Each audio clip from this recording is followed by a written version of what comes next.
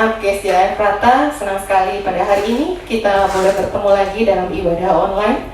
Biarlah kita dipersiapkan hati untuk memuji, membesarkan, dan memuliakan nama Tuhan. Mari kita mau satu di dalam doa. Tuhan Yesus, terima kasih buat kasih-Mu, terima kasih buat pimpinan dan pemeliharaan-Mu dalam kehidupan kami Tuhan. Kami bersyukur apapun keberadaan kami saat ini, kami percaya Engkau tidak pernah meninggalkan kami Tuhan, dan kami sempat memuji-muji Engkau, memuliakan Engkau, biar Engkau melawat kami dimanapun kami berada pada saat ini. Terima kasih Tuhan, kami mau buka ibadah ini hanya dalam nama Tuhan Yesus kami sudah berdoa. Amin. Mari kita mengangkat suara kita, memuji, memuliakan nama Tuhan. Nama Tuhan, Allah yang kita memuji, Allah kita dalam sesuatu yang tidak kita lihat, yang diinginkan, Tuhan kita menyelamatkan. Haleluya. Telinga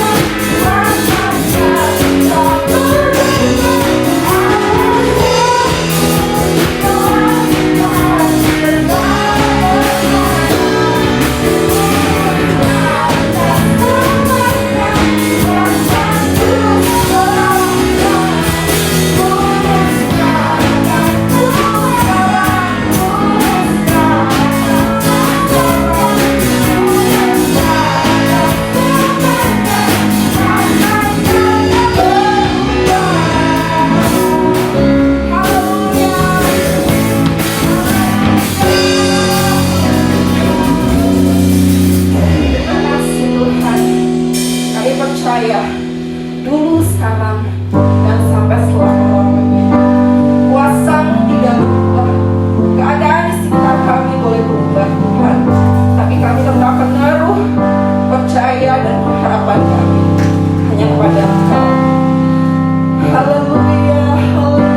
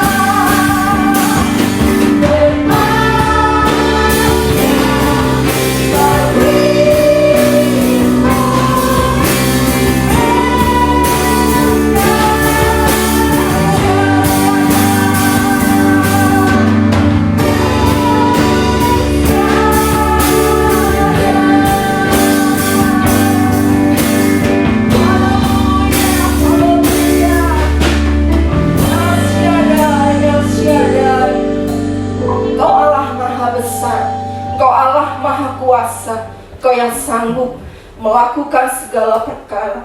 Engkau yang sanggup memulihkan setiap keadaan kami. Terima kasih Tuhan. Terima kasih. Haleluya. Amin. Shalom, selamat pagi Bapak Ibu Saudara yang dikasihi Tuhan. Semoga semua dalam keadaan sehat-sehat selalu. Kiranya damai sejahtera Allah melimpah dalam kehidupan kita sekalian. Saudara, sebelum saya menyampaikan kebenaran firman Tuhan, saya mau bawakan sebuah lagu, hanya satu bait saja. Ini lagu mengingatkan kita bahwa kedatangan Tuhan sudah tidak lama lagi, ya. Sebentar lagi, mari kita bertahan, mari kita taat dan setia. Kita tidak tahu kapan Tuhan datang, tapi kita tetap taat dan setia. Baik, ya, ada cara dua Tuhan memanggil kita. Waktu Tuhan belum datang, kita sudah dipanggil, atau nanti waktu Tuhan datang, kita dipanggil Tuhan, ya. Yang penting kita bersedia taat dan mendengarkan kebenaran firman Tuhan.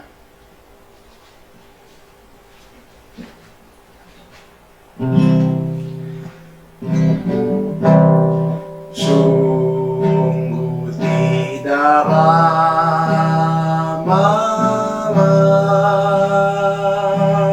lagi Tuhan Yesus datanglah.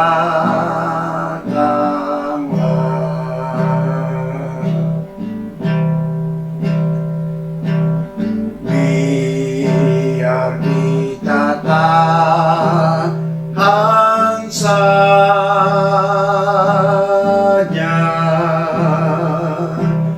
berdoa dan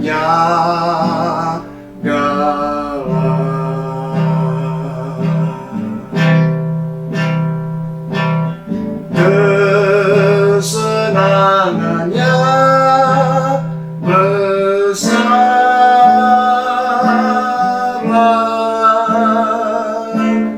kemurahan yang heran.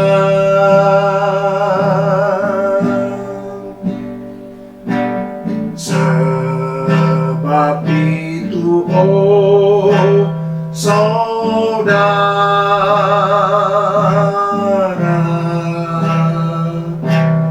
tahan dan setialah.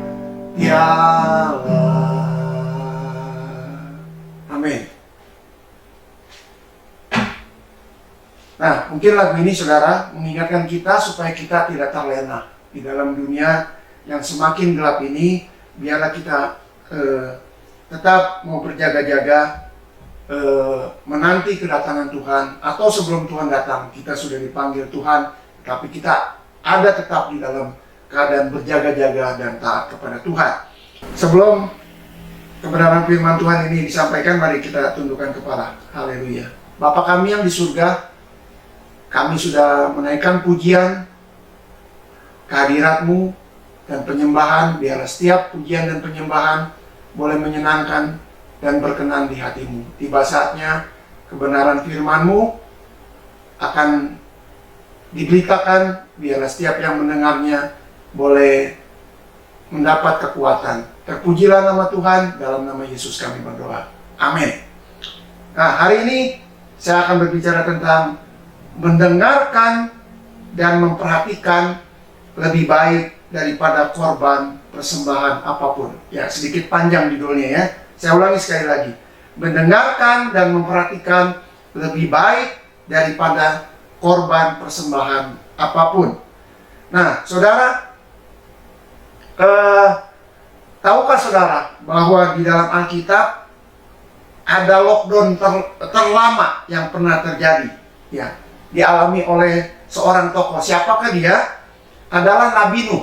Ya, Nabi Nuh di lockdown oleh Tuhan di dalam bahtera selama selama lebih dari 8 bulan bersama keluarga dan binatang-binatang peliharaannya semua. Ya, nah, hujan turun 40 hari 40 malam, air menggenang selama 150 hari.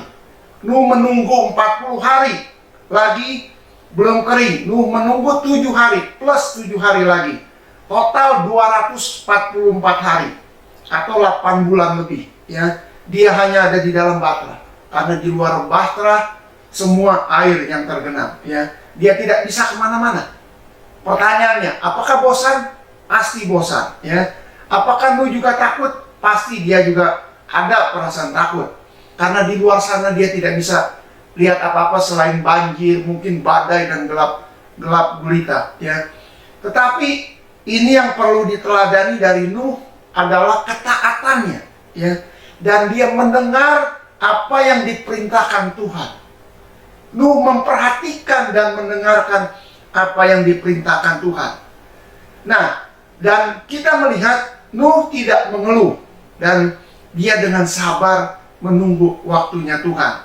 Karena dia tahu terkuncinya dia atau di lockdownnya Nuh di dalam bahtera selama itu ialah karena Tuhan mau menyelamatkannya dari badai yang besar.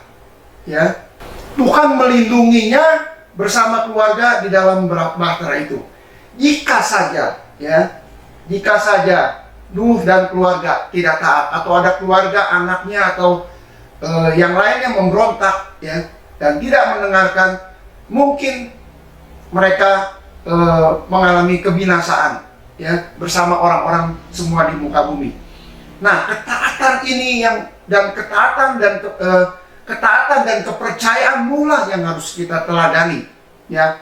Itulah yang terjadi. Dia ada di dalam perlindungan dan penyertaan Tuhan, ya, sehingga Nuh dan keluarganya diselamatkan. Nah, kemudian Tuhan membuat pelangi sebagai janji tidak akan memusnahkan umat manusia lagi, ya. Sama seperti apa yang kita alami sekarang, ya. Kita jangan takut bahwa dunia ini akan dibinasakan dengan pandemi yang sekarang ada ini, ya. Tuhan akan melindungi kita asal kita taat dan mendengarkannya. Jangan mengeluh, jangan berkata bosan di rumah, ya. Banyak orang tidak taat dan tidak mendengar apa yang diperintahkan oleh pemerintah, apa yang dianjurkan oleh pemerintah untuk diam di rumah dan jangan kemana-mana. Akibatnya banyak, ya, di bangsa ini yang terkena akibat tidak mendengar dan tidak taat perintah yang diberikan oleh pemerintah, ya. Nah, saudara, dikatakan kalau yang kelihatan saja manusia memerintahkan tidak ditaati, bagaimana kita mengatakan kita taat sama yang tidak kelihatan, ya? Itu satu hal yang mustahil. Berarti sebenarnya orang juga tidak taat kepada Tuhan ketika dia tidak taat kepada manusia yang kelihatan, ya. Nah, saudara, lockdown yang kedua ini lebih singkat, hanya 1 malam. Itu juga pernah terjadi di Mesir, ya. Ketika bangsa Mesir kena tulah, ya, bahwa setiap anak sulung akan meninggal, ya. Nah, kemudian Tuhan perintahkan supaya setiap umat jangan keluar rumah. Itu yang dikatakan di dalam Keluaran 12 ayat 22. Dikatakan kemudian kamu harus mengambil seikat hisop dan mencelupkannya dalam darah yang ada dalam sebuah pasu, dan darah itu kamu harus sapukan pada ambang atas dan pada kedua tiang pintu. Seorang pun dari kamu tidak boleh keluar pintu rumah sampai pagi. Mereka di lockdown sampai pagi. Artinya kalau berani keluar, ada korban, ada yang meninggal, ya. Nah, saudara, kita lihat, selama kita taat, kita tidak akan celaka. Tetapi orang yang tidak taat dan tidak mendengarkan, dia akan mengalami celaka. Nah, sebenarnya bukan ini yang saya mau sampaikan hari ini. Lebih daripada itu adalah bahwa kalau orang yang taat, artinya dia ada ada tanda-tanda pertobatan di dalam dirinya. Dan orang yang bertobat itu belum tentu taat, ya. Nah, saya mau ajak saudara membaca di dalam Yesaya 1 ayat 10 sampai yang ke-16. Cepat saja. Dikatakan di ayat 10, dengarlah firman Tuhan, hai pemimpin-pemimpin manusia Sodom, perhatikanlah pengajaran Allah kita, hai rakyat manusia Gomora. Ayat 11, untuk apa itu korbanmu yang banyak-banyak? Firman Tuhan, aku sudah jemu akan korban-korban bakaran berupa domba jantan dan akan lemak dari anak lembu gemukan. Darah lembu jantan dan domba-domba dan kambing-kambing jantan tidak kusukai. Apalagi kamu datang untuk menghadap di hadiratku. Siapakah yang menuntut itu daripadamu, bahwa kamu menginjak-injak pelataran bait suciku? 13. Jangan lagi membawa persembahan yang tidak sungguh, sebab baunya adalah kekejian bagiku. Kalau kamu merayakan bulan baru dan sabat atau mengadakan pertemuan-pertemuan, aku tidak tahan melihatnya, karena perayaanmu itu penuh kejahatan. 14. Perayaan-perayaan bulan barumu dan pertemuan-pertemuanmu yang tetap aku benci melihatnya. Semuanya itu menjadi beban bagiku. Aku telah payah menanggungnya. Apabila kamu menadahkan tanganmu untuk berdoa, aku akan memalingkan mukaku. Bahkan sekalipun kamu berkali-kali berdoa, aku tidak akan mendengarkannya, sebab tanganmu penuh dengan darah. Basuhlah, bersihkanlah dirimu, jauhkanlah perbuatan-perbuatanmu yang jahat dari depan mataku. Berhentilah berbuat jahat. Nah, ayat tambahan saya baca dulu sebelum kita bahas selanjutnya dari Galatia 6 ayat 7. Jangan sesat, Allah tidak membiarkan dirinya dipermainkan, karena apa yang ditabur orang itu juga yang akan dituainya. Nah, saya mulai dari Allah tidak membiarkan dirinya dipermainkan, atau jangan mempermainkan Allah. Nah, di ayat 11 Yesaya 1 ayat 11 tadi dikatakan, untuk apa korbanmu yang banyak-banyak?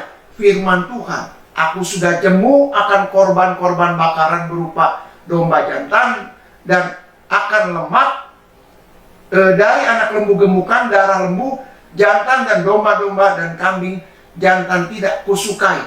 Nah, saudara, padahal korban-korban yang dilakukan bangsa Israel adalah perintah Allah sendiri, ya, kambing, domba dan lain sebagainya. Dan Allah minta yang sempurna, tidak boleh yang bercacat. Yaitu korban bakaran, ya tentunya yang diberikan kepada Allah, Allah ingin yang sempurna, dan ini dilakukan oleh bangsa Israel, ya. Nah, tetapi saudara, apa yang Allah perintahkan dan dilakukan oleh bangsa Israel, seakan-akan Allah melanggar perintahnya sendiri. Apakah Allah melanggar perintahnya sendiri? Tentu saja tidak. Allah melihat ada yang tidak beres dengan korban yang diberikan oleh bangsa Israel, walaupun korbannya diberikan sempurna, tidak bercacat, gemuk, banyak lemak, dan lain sebagainya. Masalahnya bukan di korbannya, tetapi masalahnya di diri orang Israel itu sendiri yang mempersembahkan korban. Karena mereka mempersembahkan korban berulang-ulang, berkali-kali mereka berbuat dosa, kemudian mempersembahkan korban, berbuat dosa lagi, mempersembahkan korban.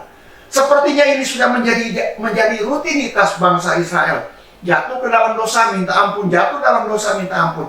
Nah, inilah saudara yang membuat Allah itu dikatakan jemu dan bosan dengan korban bakaran yang diberikan oleh bangsa Israel kepada Tuhan, ya. Nah, saudara, korban bakaran yang diperintahkan Allah disalahartikan oleh bangsa Israel.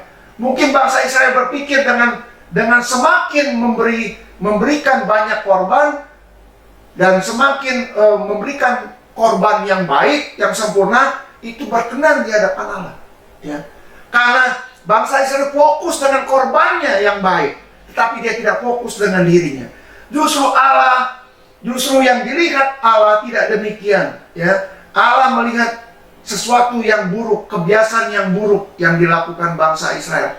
Mereka melakukan korban bakaran berulang-ulang, tetapi hidup tanpa pertobatan, tanpa ada perubahan. Mereka pikir, nggak apa-apa, saya berbuat dosa, nanti saya kasih korban bakaran lagi. Saya berbuat dosa, kasih korban bakaran lagi. Nah, ini artinya dia mempermainkan Allah. Seakan-akan Allah itu bisa disogok, ya, dengan korban-korban bakaran. Itu sebabnya Allah katakan, Allah itu jemu, ya. dengan korban bakaran yang banyak-banyak. Sepertinya udah muak, ya, sudah tidak nafsu lagi dengan persembahan korban walaupun mungkin bau harumnya, ya. Nah, saudara, mungkin kalau mau dijumlahkan entah sudah berapa liter darah yang dikorbankan atau udah berapa ratus ekor atau ribuan ekor yang dipersembahkan ke hadapan Tuhan. Rupanya Allah tidak suka dan Allah jemu melihat korban bakaran yang tidak sungguh. Nah, saudara, mungkin ini terjadi juga di dalam gereja Tuhan, terjadi juga di dalam kehidupan setiap orang percaya. Ya, sepertinya memberikan korban yang banyak itu menyenangkan hati Tuhan, ya. Seakan-akan Tuhan itu ya senang diberi korban yang nilainya tinggi, walaupun hidup kita tidak berkenan, ya. Tuhan tidak pernah melihat, ya Tuhan kita kaya, dia tidak perlu sebenarnya korban yang banyak-banyak, walaupun nilai harganya mahal. Tuhan ingin lihat perubahan dan ketaatan kita kepada Tuhan, ya. Walaupun kita banyak memberikan kepada Tuhan, tetapi Tuhan ingin ketaatan. Seperti yang dilakukan tadi oleh Nabi Nuh, ya. Dia hidup di dalam ketaatan sehingga dia diselamatkan oleh Tuhan. Nah, banyak orang berpikir, saudara, tidak apa-apa saya melakukan dosa, ya. Di hadapan Tuhan, yang penting saya rajin beribadah, rajin berkorban, rajin berdoa, rajin membaca firman, ya, dan lain sebagainya, ya. Tetapi beda apa yang ada di pikiran Tuhan. Nah, ini pernah terjadi juga kepada Saul. Apa yang dipikirkan Saul dan yang dipikirkan Tuhan itu berbeda. Di 1 Samuel 15 ayat 22 dikatakan, tetapi jawab Samuel, apakah Tuhan itu berkenan kepada korban bakaran dan korban sembelihan, sama seperti kepada mendengarkan suara Tuhan? Sesungguhnya mendengarkan lebih baik daripada korban sembelihan, memperhatikan lebih baik daripada lemak domba-domba jantan. Nah, saudara, intinya adalah memperhatikan dan mendengarkan. Hidup di dalam ketaatan. Itulah yang berkenan kepada Tuhan dibanding daripada memberikan korban yang banyak-banyak. Seberapapun nilainya, seberapa mahal nilainya, Tuhan tidak berkenan. Yang Tuhan ingin lihat kita menjadi orang yang taat, mendengarkan dan memperhatikan firman Tuhan. Yang kedua adalah kalau kita datang, artinya dengan kesungguhan hati, bukan datang dengan kemunafikan, kepura-puraan, rutinitas, hanya untuk dilihat orang kita rajin beribadah, rajin berdoa, rajin memberikan persembahan dan lain sebagainya, ya. Tuhan juga tidak berkenan. Tuhan ingin lihat datang dengan kesungguhan. Walaupun mungkin kita tidak bisa memberikan banyak secara materi kepada Tuhan, tetapi Tuhan melihat hati, ya. Dikatakan di dalam ayat yang ke-12 dari Yesaya 1 tadi, apabila kamu datang untuk menghadap di hadapanku, siapakah menuntut itu daripadamu bahwa kamu menginjak-injak pelataran bait suciku, ya. Ini mengerikan, saudara. Tuhan menganggap orang yang datang dengan kemunafikan, datang dengan kepura-puraan, ketidaksungguh-sungguhan, itu dikatakan kamu seperti menginjak-injak pelataran bait suciku, ya. Tuhan tidak menginginkan orang yang datang ke hadiratnya tanpa hati, tanpa kesungguhan. Datang tanpa hati sama saja datang dengan kemunafikan. Sama dengan tidak menghormati hadirat Tuhan. Karena Tuhan bersemayam di baitnya, di atas puji-pujian umatnya. Dan dianggap orang yang datang dengan tidak sungguh-sungguh adalah menghina bait suci. Tuhan menolak dikatakan ibadah yang tanpa hati atau ibadah dengan penuh kemunafikan. Tuhan tidak menginginkan orang-orang munafik ada di dalam baitnya yang kudus. Tuhan ingin setiap umatnya datang dengan hati yang mendekat dan rasa hormat yang setinggi-tingginya kepada Tuhan. Nah, saudara, di negara kita ini banyak orang beribadah kepada Tuhannya atas perintah manusia, bukan perintah Tuhan, ya. Banyak orang melakukan sesuatu di balik perintah manusia, mengatakan bahwa itu perintah Allah, ya. Nah, ini seringkali perintah Allah dimanipulasi, ya, dan hidup di dalam kemunafikan. Itu sebabnya mereka menjalankan ibadahnya juga dengan kemunafikan. Mereka pura-pura. Semua yang dilakukan ibadahnya itu hanya ingin dilihat orang, ingin dinilai bahwa mereka adalah orang yang setia, padahal mereka jauh dari Tuhan, ya. Dan seringkali mereka juga mengatakan bahwa surga dekat dengan mereka, surga adalah milik mereka, ya. Dan semua orang yang tidak sependapat dengan mereka adalah orang yang tidak bisa memiliki surga, ya. Mereka menjadi pewaris neraka. Itulah kata mereka. Dan dianggap semua orang kafir kalau orang tidak sependapat dengan mereka. Nah, sebenarnya mereka tidak menyadari bahwa Tuhan tidak berkenan dengan orang-orang seperti ini, karena mereka hidup di dalam kemunafikan. Kehidupan beragama mereka yang hanya dilakukan secara lahiriah saja, ya. Tidak ada nilai-nilai rohaninya. Itu sesuai apa yang dikatakan juga di dalam firman-Nya, dikatakan, hai orang-orang munafik, benarlah nubuat Yesaya tentang kamu.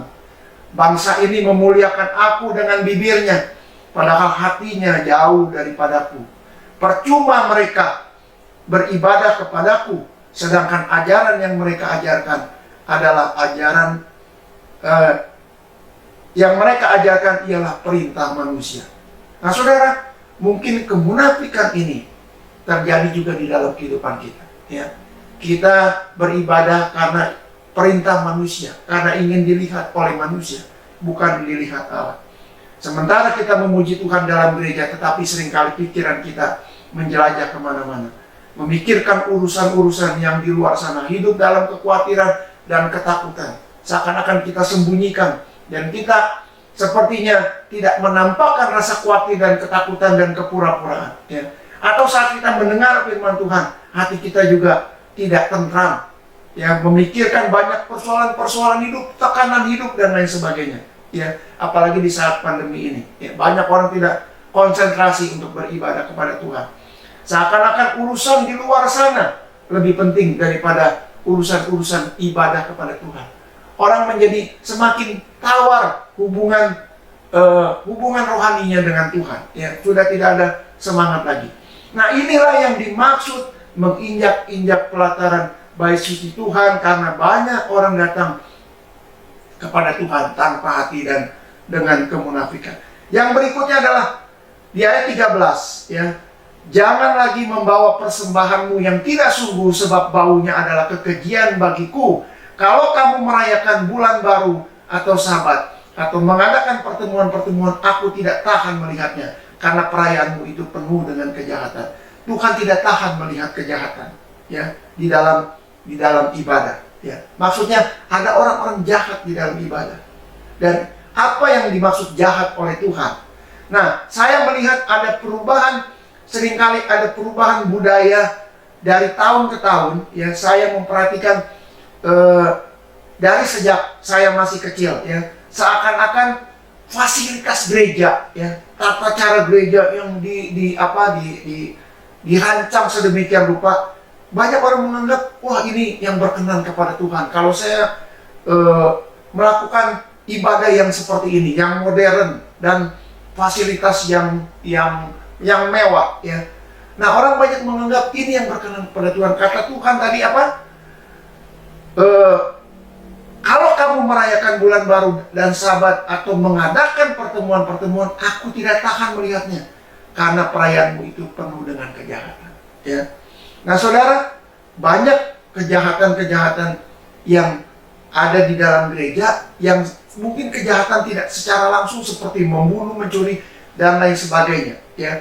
Tetapi yang dimaksud kejahatan adalah tidak sesungguhnya, ya, tidak sebenar-benarnya melakukan ibadah kepada Tuhan. Nah, saya pikir sebenarnya sebenarnya yang Tuhan sukai bukan tata cara ibadahnya dan perlengkapan ibadah yang mewah, tetapi Tuhan melihat kesungguhan hati dari ibadah tersebut, ya. Intinya saudara,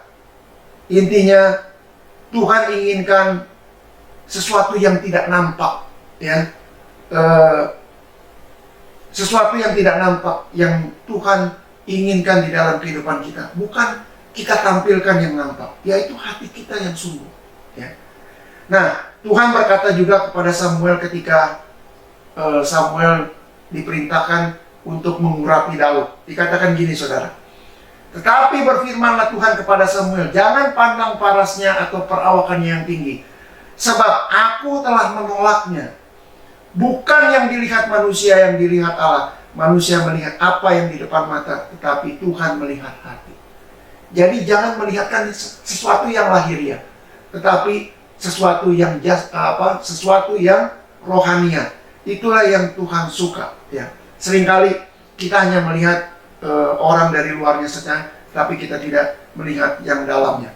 Nah, mungkin ini yang dimaksud kejahatan yang seringkali ada di dalam gereja, kejahatan-kejahatan yang tersembunyi, ya. Dan dikatakan Tuhan tidak berkenan. Nah, kalau boleh saya meminjam apa yang dikatakan oleh Rasul Paulus di dalam 2 Korintus 4 ayat 18, dikatakan sebab kami tidak memperhatikan yang kelihatan, melainkan yang tak kelihatan. Karena yang kelihatan adalah sementara, sedangkan yang tidak kelihatan adalah kekal. Mari saudara kita memperhatikan yang tidak kelihatan. Bertobat itu tidak kelihatan. Kelihatannya nanti di kemudian hari. Dilihat dari buahnya. Ya. Orang taat itu tidak kelihatan dalam waktu dekat. Di kemudian hari nanti baru kelihatan hasilnya. Ya. Kesungguhan hati kita kepada Allah akan membawa kita ke dalam kemuliaan yang kekal. Inilah yang dimaksudkan oleh Paulus, karena dia selalu memperhatikan yang tidak kelihatan. Ya, surga itu masih belum kelihatan. Dunia ini kelihatan.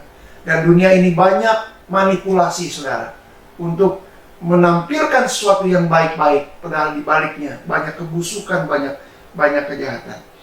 Nah, kemudian yang dikatakan di dalam ayat 13 tadi, di dalam Yesaya 1, bagian terakhir, aku tidak tahan melihatnya karena perayaanmu itu penuh kejahatan. Ya. Jadi, kejahatan yang dilakukan oleh bangsa Israel dikaitkan dengan ayat 10. Di ayat 10 tadi dikatakan, dengarlah firman Tuhan, hai pemimpin-pemimpin manusia Sodom dan rakyat Gomora. Apa yang ada di Sodom dan Gomora? Ya. Tentu kita melihat ada dosa seksual di sana. Ya. Rupanya ada kejahatan seksual. Kejahatan seksual mungkin bukan sering, pernah terjadi. Ya, bahkan mungkin beberapa kali terjadi di dalam rumah Tuhan. Ya, ini lebih mengerikan lagi. Nah, inilah yang dimaksud aku tidak sanggup melihatnya karena ada kejahatan. Ya, jadi jangan anggap sepele kejahatan seksual ini. Ya. Bahkan banyak para pemimpin gereja melakukan kejahatan seksual ini, ya, yang diketahui di kemudian hari. Bahkan ini bisa disimpan bertahun-tahun, belasan tahun, bahkan ada yang puluhan tahun. Ya. Nah, dan ini adalah sesuatu yang mempermalukan nama Tuhan. Ya. Mungkin saudara pernah mendengar, ya, sebelum pandemi ini seorang pemimpin rohani yang terkenal di Surabaya jatuh ke dalam dosa seksual selama belasan tahun. Ya. Dia melakukan dosa pelecehan seksual terhadap anak rohaninya. Sementara dia melayani Tuhan dengan luar biasa. Seakan-akan dipakai Tuhan menjadi saluran berkat. Pada akhirnya berusaha, ya, berurusan dengan hukum dan berakhir di penjara. Ya. Ini sangat mengerikan dan memalukan nama Tuhan.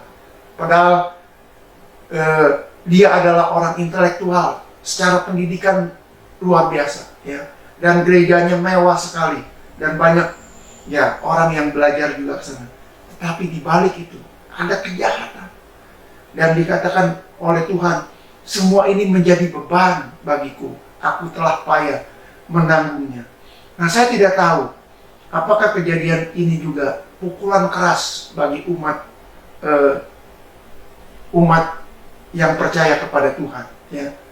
Karena, ya, seorang pemimpin yang begitu dikagumi, seorang pemimpin yang luar biasa, cukup terkenal, jatuh ke dalam kejahatan seksual. Ya. Saya berharap, ya, para pemimpin, jemaat Tuhan, ekstra waspada.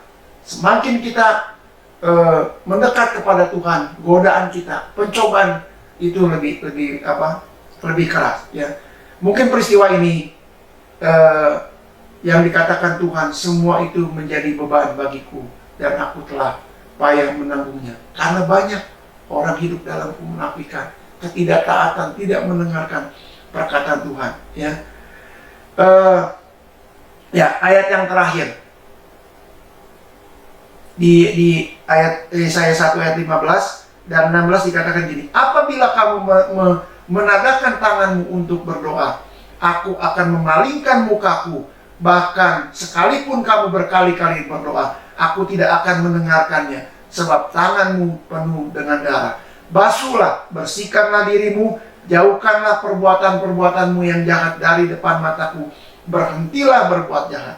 Nah saudara, selama ada perbuatan yang jahat tersembunyi dalam pertemuan-pertemuan ibadah, Tuhan tidak berkenan dan memalingkan wajahnya. Tetapi jika umat bertobat dan menguduskan diri dan mendengarkan perkataan Tuhan, maka Tuhan akan berkenan. Tuhan akan memberkati kehidupan orang yang mendengarkan, orang yang memperhatikan, orang yang taat kepada Tuhan. Bukan persembahannya, bukan korbannya, bukan fasilitas ibadah yang mewah. Banyak orang sekarang datang beribadah ingin cari gereja yang mewah, yang luar biasa. Saya nggak tahu apakah pandemi ini pukulan atau peringatan Tuhan bahwa ibadah itu hanya cukup dilakukan secara sederhana tetapi berkenan di hadapan Tuhan. Inilah saudara firman Tuhan yang saya dapat sampaikan hari ini, kiranya bisa memberkati kita sekalian. Mari kita berdoa. Bapa kami yang di surga, mengucap syukur dan terima kasih atas kebenaran firman Tuhan yang kami boleh dengar pada pagi hari ini, yang mengajarkan kepada kami supaya kami mendengarkan, memperhatikan, dan hidup di dalam ketaatan, supaya kami semakin berkenan dan kami mendapat upah yang Tuhan sudah sediakan bagi kami.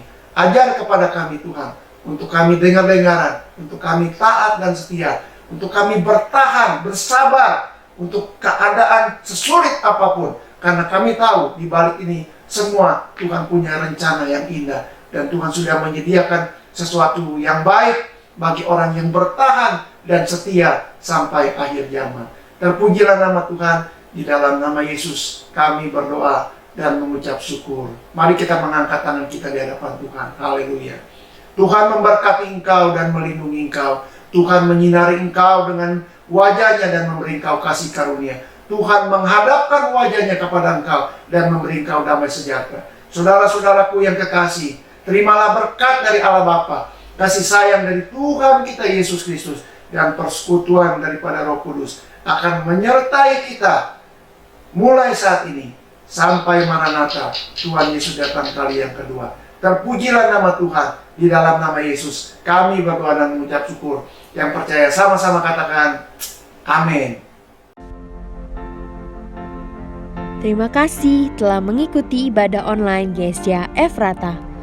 Untuk persembahan umum dan persepuluhan dapat ditransfer melalui rekening BCA dengan nomor rekening 1763013344 atas nama Gereja Sidang Jemaat Allah. Untuk memudahkan pencatatan bendahara gereja, sangat membantu sekali jika setiap persembahan dibedakan dengan cara sebagai berikut. Untuk persembahan umum, berikan angka 1 pada digit terakhir nominal. Contoh 20.001. Untuk persepuluhan, berikan angka 2 pada digit terakhir nominal. Contoh 20.002. Jangan lewatkan ibadah online di channel GSJ Efrata selanjutnya. Dan jangan lupa subscribe dan aktifkan notifikasinya. Selamat bergabung di keluarga GSJ Efrata. Terima kasih sudah beribadah bersama kami. Tuhan Yesus memberkati.